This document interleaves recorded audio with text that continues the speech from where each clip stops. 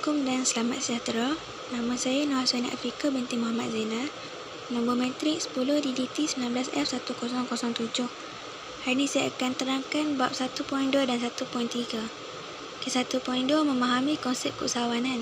Konsep keusahawanan terbagi kepada 4. Yang pertama, inisiatif berterusan. Inisiatif berterusan ialah memulakan atau mencipta sesuatu yang baru dan terus mengembangkannya. Yang kedua, mengambil risiko. Berani menanggung risiko akibat ketidaktentuan permintaan produk dikeluarkan atau perniagaan dijalankan. Yang ketiga, mendapat pulangan. Keuntungan yang diperoleh setelah mengambil kira segala belanja operasi dan risiko yang munasabah. Yang keempat, menggambling sumber. Menggambling sumber ini terbagi kepada 4. Yang pertama, mendapatkan bahan atau benda iaitu sumber dan menggabungkannya. Yang kedua, menghasilkan produk bernilai berasaskan sumber tersebut. Yang ketiga, mereka cipta produk bagi memuaskan kehendak pengguna. Yang keempat, melalui proses merancang, menyusun, mengarah dan mengawal. Next. Kemahiran yang diperlukan dalam bidang keusahawanan. Ini terbagi pada 3. So, yang pertama, kemahiran teknikal.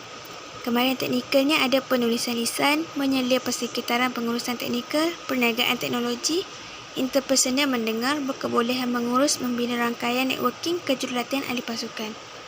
Next, kemahiran mengurus perniagaan. Kemahiran pengurus perniagaan ni ada menetapkan matlamat merancang, membuat keputusan, hubungan manusia, pemasaran perekonomian, pengurusan perundingan dan mengurus pembangunan. Akhir sekali, kemahiran keusahawanan profesional. Yang ni dia ada kawalan dalaman, inovatif, berorientasikan perubahan, kegigihan, kepimpinan berdasarkan visi, kebolehan mengurus perubahan.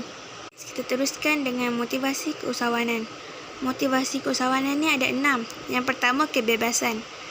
Usahawan ni dia mahu bebas daripada kebiasaan dengan menjadi seorang ketua.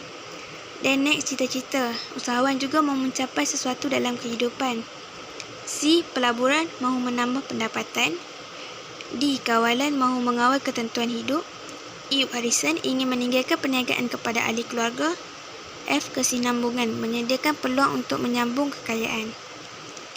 Next, syarat untuk menjadi usahawan global. Syarat untuk menjadi usahawan global ialah cari dan rebut peluang, laksanakan tugasan, komited dengan perasaan gembira, kerja kuat dan bermain dengan bersungguh-sungguh, bermain dengan pemikiran orang lain, tetapkan matlamat, belajar untuk menjual dan bina hubungan dengan orang lain. Bab 1.3, perbezaan antara peniaga dan usahawan. Pertama, peniaga dia pentingkan keuntungan, manakala usahawan dia pentingkan pelanggan. Next, peniaga just pencapaian semasa, manakala usahawan sentiasa ingin meningkatkan pencapaian. Dan peniaga memilih perniagaan, usahawan mencipta perniagaan. Lepas tu, seterusnya, peniaga dia jual produk atau perkhidmatan yang sedia ada, manakala usahawan ni dia buat produk atau perkhidmatan yang lain daripada yang lain.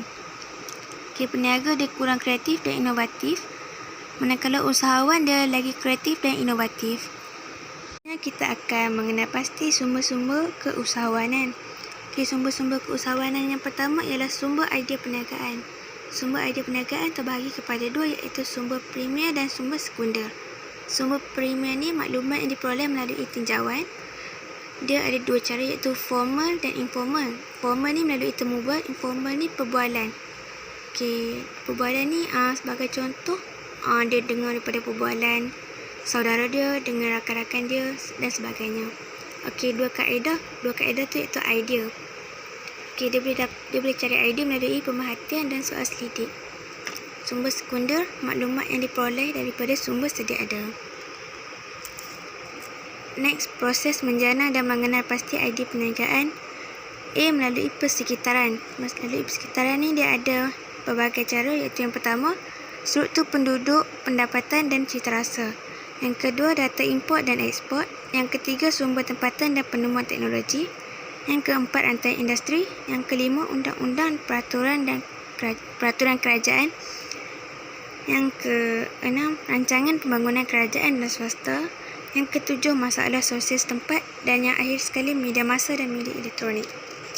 Akhir sekali, sumber operasi keusahawanan. Sumber operasi keusahawanan ni ada 5 iaitu tanah, modal, sumber manusia, bahan mentah dan teknologi maklumat. Modal ni ada 3 jenis iaitu modal tetap, modal kerja dan modal tumbuhan. Sekian dari saya.